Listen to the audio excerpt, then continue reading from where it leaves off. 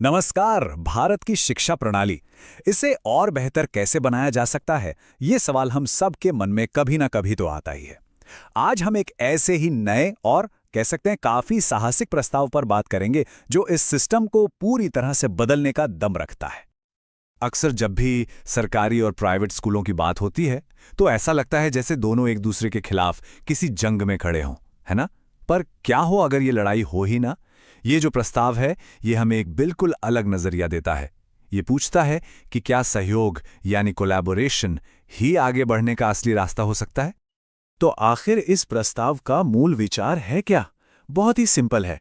किसी एक को नीचा दिखाने के बजाय क्यों ना हम सब मिलकर सबको ऊपर उठाएं। मतलब प्राइवेट स्कूलों को सजा देने के बजाय क्यों ना सरकारी स्कूलों को इतना मजबूत कर दिया जाए कि मुकाबला बराबरी का हो।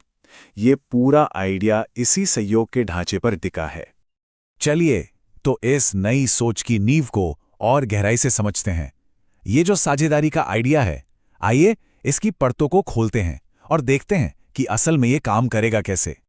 देखिए, ये कोई छोटा मोटा बदलाव नहीं है, ये एक पूरी तरह से नया नजरिया है।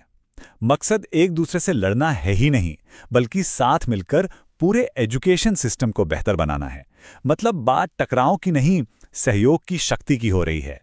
अच्छा, सहयोग की बातें करना तो ठीक है, सुनने में बहुत अच्छा लगता है। पर असली सवाल तो ये है कि ये काम कैसे करेगा, प्रैक्टिकली कैसे होगा। तो चलिए अब इस प्रस्ताव के फाइनेंशियल और स्ट्रक्चरल मॉडल को समझते हैं जो इस आइडिया को हकीकत में बदल सकता है। इस पूरी योजना का जो इंजन है वो एक नंबर में छिपा है, 5%।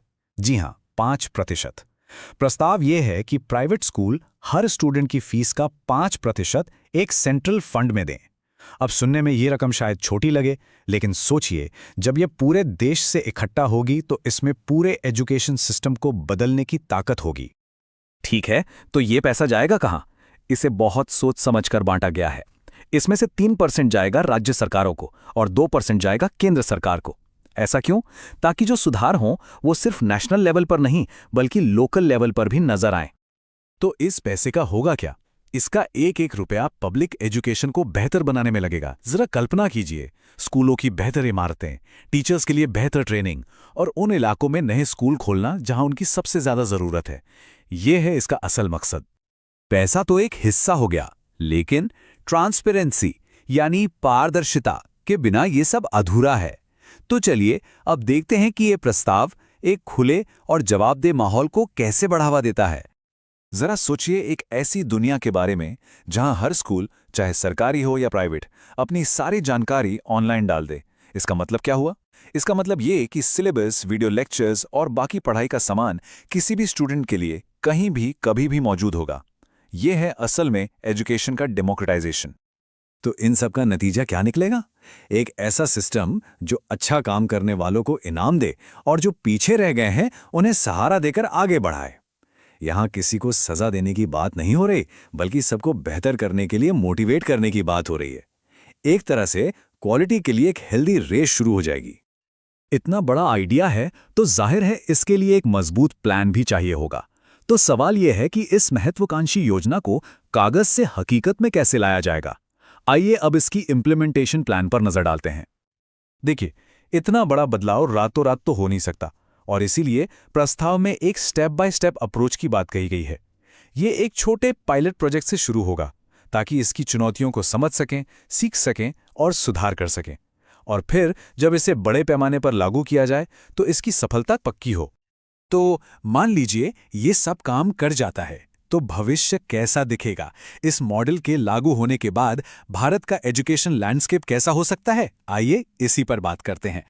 ये सिर्फ एक पॉलिसी में बदलाव नहीं है, ये सोच में, मानसिकता में एक क्रांतिकारी बदलाव है। हम टकराव के कल्चर से निकलकर सहयोग के कल्चर की तरफ बढ़ रहे हैं। एक ऐसी दुनिया की तरफ जहां स्कूल एक दूसरे से लड़ने के बजाय एक दूसरे को सपोर्ट करते हैं। और इसके परिणाम वो वाकई में ट्रांसफॉर्मेटिव हो सकते हैं। सोच के देखिए, सरकारी स्कूल इतने अच्छे हो जाएं कि वो प्राइवेट स्कूलों को टक्कर दें। हर स्कूल के पास बेहतर रिसोर्सेज हों और सबसे ज़रूरी बात, हर बच्चे को वो क्वालिटी एजुकेशन मिले जिसका वो हकदार है। और आखिर में बात घूम फिरकर एक ही जगह आती है, एक ऐसी पार्टनरशिप बनाना जो एजुकेशन के स्टैंडर्ड को इतना ऊपर ले जाए कि हर बच्चे को, चाहे वो किसी भी बैकग्राउंड से आता हो, सफल होने का एक बराबर मौका मिले। असल लक्ष्य तो यही है। तो आखिर में हम एक बहुत बड़े सवाल के साथ रह जाते हैं। क्या सहयोग और हेल्दी कंपटीशन का ये नया मॉडल सच में भारत की शिक्षा का भविष्य बदल सकता है?